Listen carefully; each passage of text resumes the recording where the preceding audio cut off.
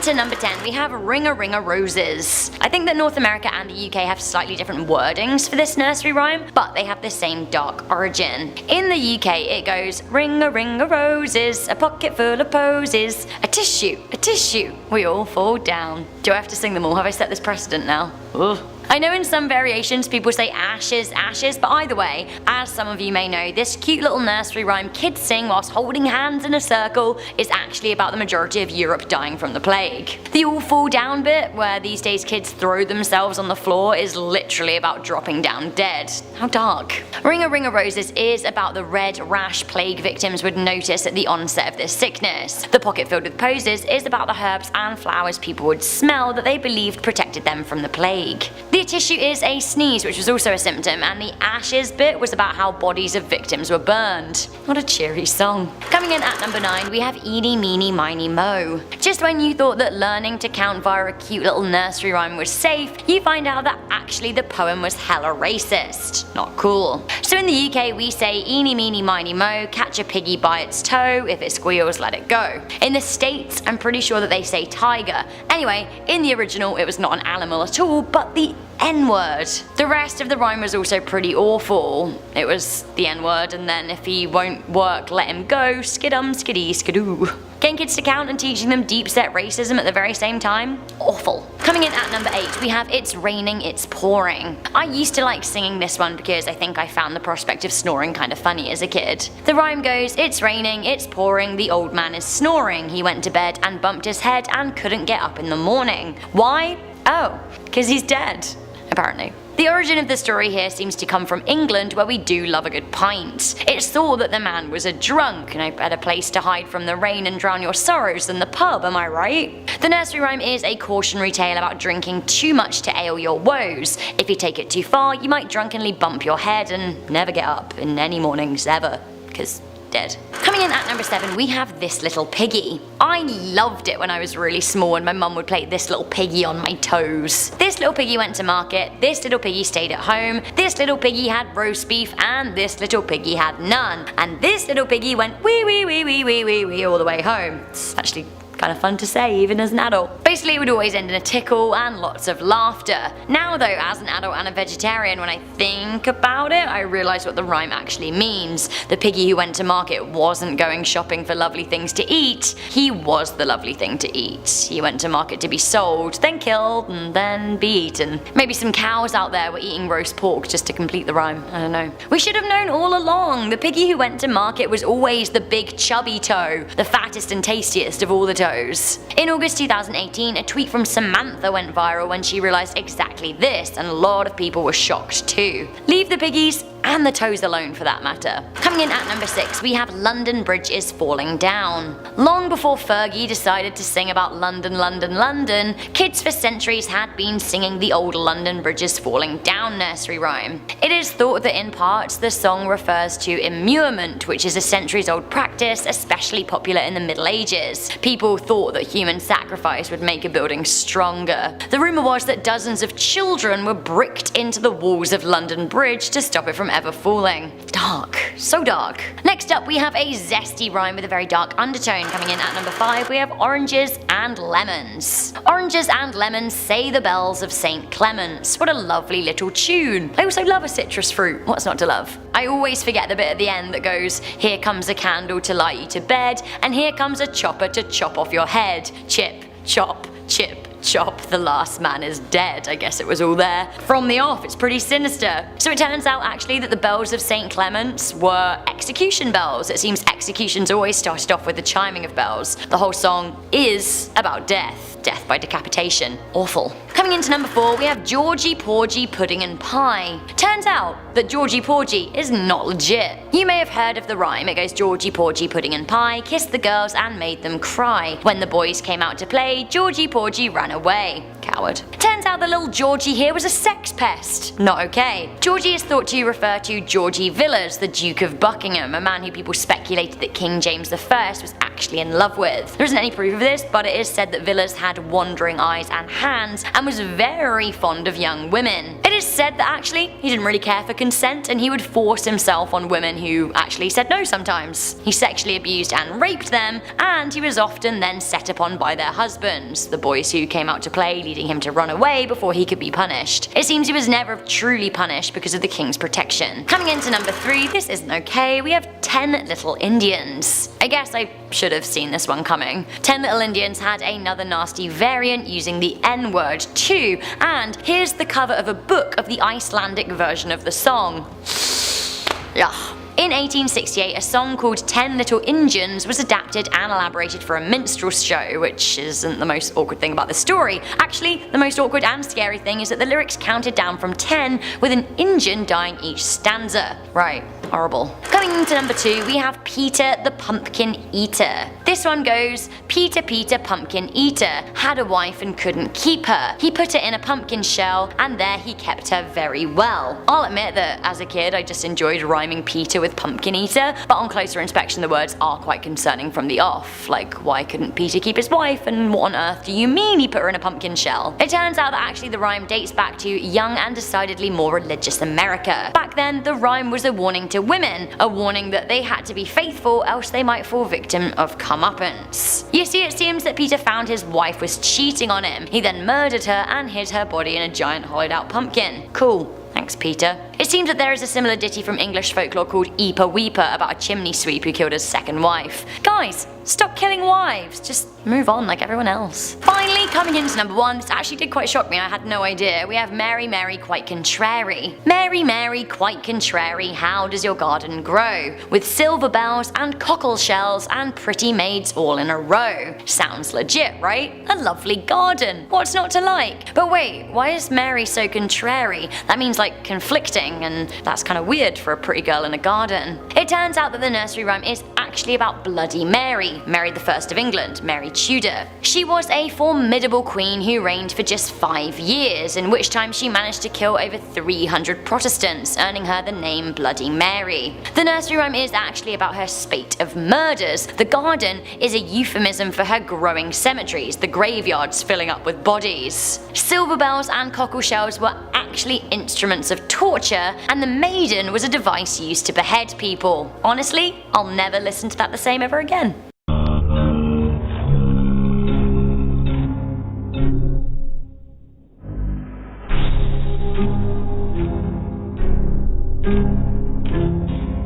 Coming in at number 10, we have Jack and Jill. Jack and Jill went up the hill to fetch a pail of water. Jack fell down and broke his crown, and Jill came tumbling after. So apparently Jack and Jill is actually an allegorical poem originating from France about the Reign of Terror, the end of the French monarchy. Jack refers to King Louis XVI, the last king of France. He fell down and broke his crown. Well, Louis met his end at the guillotine. Ugh. Shortly he was then followed by Queen Marie Antoinette, who like Jill, made her fall from grace shortly after. The Reign of Terror was complete in 1793 when Antoinette was chopped. Coming in at number 9, we have Goosey Goosey Gander. This is another one of those secretly about religion things, and back in the day, religion often meant death. Oh. Did I say back in the day? So the rhyme goes, Goosey Goosey Gander, whither dost thou wander? Upstairs and downstairs and in my lady's chamber. There I met an old man who wouldn't say his prayers. I took him by the left leg and threw him down the stairs. To be honest, it already does sound pretty stressful. Basically, this is a Protestant Catholic thing. The story goes that when King Henry VIII created the Anglican Church, a lot of Catholic priests were understandably not very happy about it. Many refused to follow his Protestant faith and made secret rooms to pray in Latin. If they were found, they were often thrown down the stairs, or simply put to death. So when Goosey Gander is thrown down the stairs in this rhyme, it's likely he was sent off to be murdered horribly. Cheery! Coming in at number 8, we have Lucy Locket. Nothing scarier than your loved one leaving you for another person, especially when that person is a courtesan, which is a much nicer name for prostitute. The little Lucy Locket rhyme goes, Lucy Locket lost her pocket, Kitty Fisher found it. Not a penny was in there,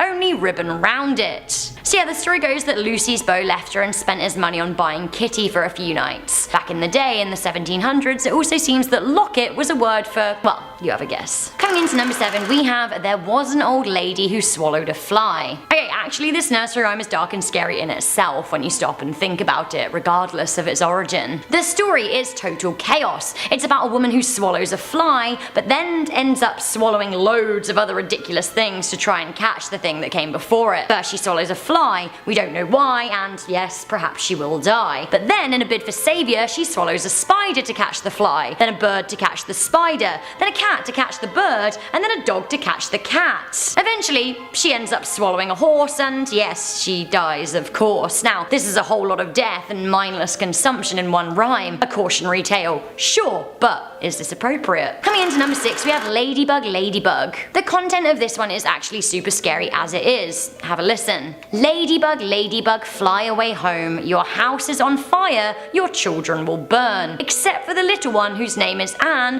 who hid away in a frying pan. I mean, it's pretty dark anyway, right? I guess it should be, because it seems that the rhyme originated from the Great Fire of London in 1666, in which much of the British capital was burned. Only 6 people died, but a lot of people were injured. Who Anne is? I have no idea, but I would never advise hiding in a frying pan. Coming into number 5, we have 3 blind mice. 3 blind mice. 3 blind mice. See how they run. See how they run. They all run after the farmer's wife, who cut off their tail with a carving knife. Did you ever see such a sight in your life as 3 blind mice? So this little ditty is said to refer to Queen Mary I, aka Bloody Mary. The 3 blind mice are said to be Protestant bishops, blind because of their religion. Mary famously went on a brutal murdering spree of Protestants, although she didn't cut off their tails, she burned most of them at the stake. Some reports do say that Mary was partial to a bit of dismembering, so when it came to her enemies, I don't know, maybe she did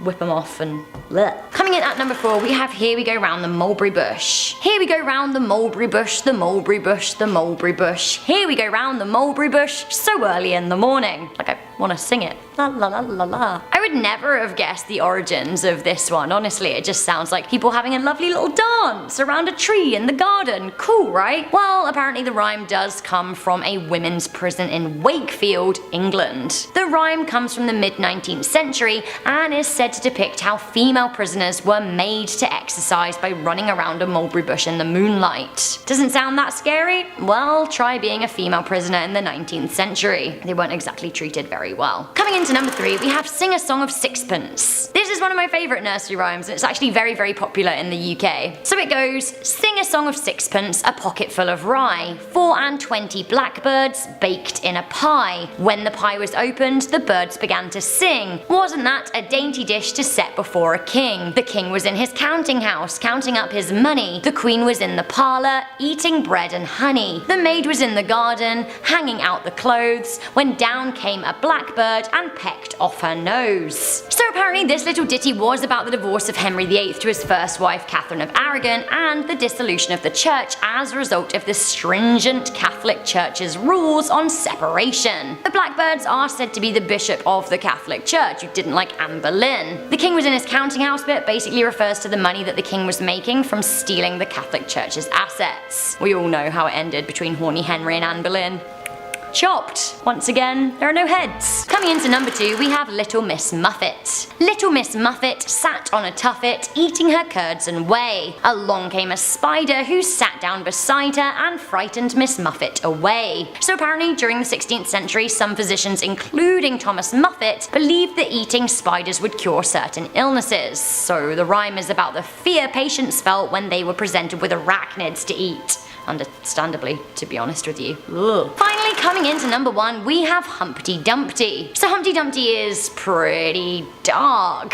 Humpty Dumpty sat on a wall, Humpty Dumpty had a great fall. All the king's horses and all the king's men couldn't put Humpty together again. To be honest, it already sounds pretty grim for old Humpty. Turns out that egg is smashed. Although, in history, we actually don't think Humpty Dumpty was an egg. Historians think that Humpty Dumpty was the name of a cannon used during the English Civil War. Classic English dialogue dark humor there, giving a weapon of war a cutesy name. Honestly, we're dark and scary people. The story goes that King Charles I had a big old cannon, the aforementioned Humpty. He put it high up on a wall and used it to bombard and kill the enemy. Sadly for old Humpty, he was knocked off the wall thanks to a nasty retaliation cannon. The wall beneath Humpty collapsed and, like the rhyme goes, all of the king's horses and all of the king's men couldn't put Humpty together again. In the end, Charles lost the war and was executed, so I guess it sucks to be Charles, really. At number 10 we have Humpty Dumpty. Let's kick off this list with a classic. Everyone knows Humpty Dumpty. A dude sitting on a wall who's also an egg, and I'm guessing is very irresponsible.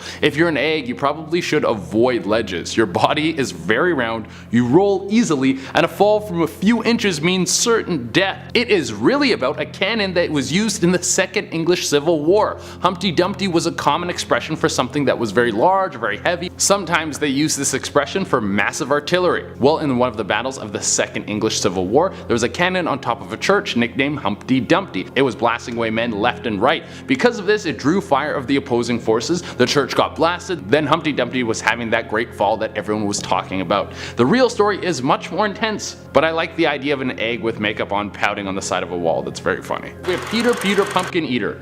It seems pretty innocent. I mean, I don't know if I would be scared by a dude who eats pumpkins unless he's like eating a raw pumpkin standing in my room in the dark. Then that would creep me out probably. But even though this nursery rhyme sounds like a strange gourd eating dude who has a lot of trouble keeping a girlfriend, it actually has a very dark twist. The rhyme goes, Peter Pumpkin Eater had a wife but couldn't keep her, put her in a pumpkin shell and there he kept her very well. The whole part about having a wife and not being able to keep her was about his wife cheating on him. And then the part about putting her in a pumpkin shell, Peter killed his wife, chopped her up, and then put her body in a chimney. Oh my god. Please dude, calm down. It is very heartbreaking to get cheated on, but you don't need to go off the deep end like this. Ugh. Also, the reason it says pumpkin in the nursery rhyme instead of chimney for where he hid the body is so that the poem would have that amazing alliteration. You gotta take some creative liberties with something, even when the poem is about murder.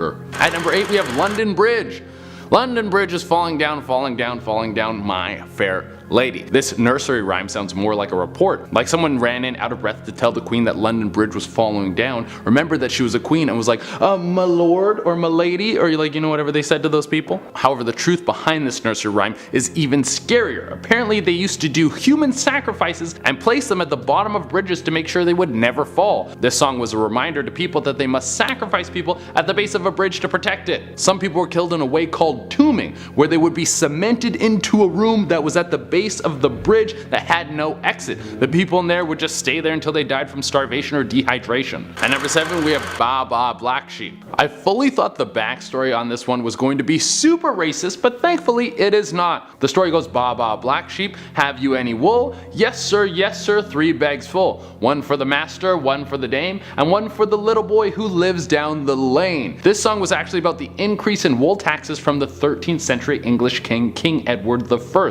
Basically, farmers would have to give away huge portions of their wool for free because nothing in life is ever fair. A third would go to the master, who was the king, a third would go to the dame, who was the church, and then the final third would be left to the farmer to make some money. 2/3 of your wealth gone before you even have a chance to flip it. That's some dirty stuff. At number 6 we have Rockabye Baby. Let's start this one off with the nursery rhyme, then we'll break it down after.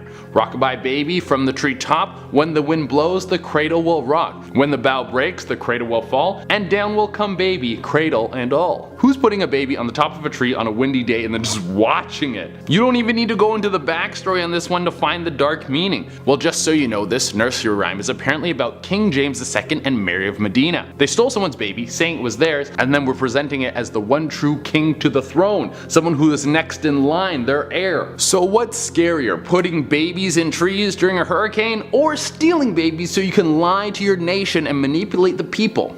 You decide. At number 5 we have Georgie Porgy Pudding and Pie, kissed the girls and made them cry. When the boys came out to play, Georgie Porgy ran away. It sounds like a guy who was going around kissing people's girlfriends and then had to run away before some dude beat him up with a baseball bat. And the truth isn't that far off. Actually, it's way juicier. The background on this story has some hot tea, like let me tell ya. Apparently this is about the Duke of Buckingham, George Villiers, having a secret gay relationship with King James I. Oh my god, that's spicy. The girls that Georgie Boy was making cry were queens. God damn. At number 4, we have Old Mother Hubbard went to the cupboard to get her poor dog a bone.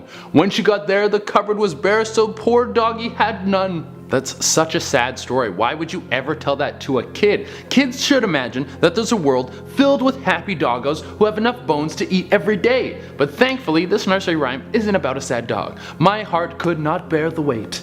It's actually about King Henry VIII and how the Catholic Church wouldn't let him get a divorce from his wife. So he made England abandon Catholicism, then he made the Church of England, then he started cutting off the head of every lady that would marry him until he ate so many fatty foods he got gout and died. Isn't that a nicer story? No, it definitely isn't. At number 3, we have Jack and Jill went up the hill to fetch a pail of water. Jack fell down and broke his crown, and Jill came tumbling after. We have another saucy one for you guys. Strap in. So this nursery rhyme is apparently about a couple in Old English times. It's estimated it would have been around the 1500s. These two would sneak off to go cheat on their spouses. Already juicy. Then what happened is Jill got pregnant. Jack killed himself from the stress of the situation, and then Jill dies while in childbirth, and then Jill dies while giving birth to their bastard son. This is some Game of Thrones level drama. At number 2, we have Here We Go Round the Mulberry Bush. I never got this one as a kid. I didn't know what a mulberry bush was, and I didn't know why people would want to walk around it. I figured mulberries were like the most amazing fruit. It was like a blackberry that got fused with a gusher and then got dipped in frosting and then deep fried. Why else would people want to walk around a bush like that all day? Well, it was because they had nothing better to do. Walking around the mulberry bush was a reference to a woman's prison, where exercise for the day would be a little jaunt around the bush before everyone was forced back into their cells. So mulberry bush was the exact opposite of something great. It was literally all they had. At number 1, we have Goosey Goosey Gander, whither dost thou wander? Upstairs and downstairs in my lady's chamber, where I met the old man who wouldn't say his prayers. I took him by the leg and threw him down the stairs. This one takes the number 1 spot because it really represents fear. After King Henry VIII made England leave the Catholic Church, there was a bunch of priests who refused to stop serving their god. Well, King Henry wasn't going to take this laying down, so he sent out a manhunt for these men. Priests were taken out into the streets and then killed for their beliefs. There was actually a hiding spot built into people's homes called a priest hole to try and keep the priests safe from the invading guards. This is crazy.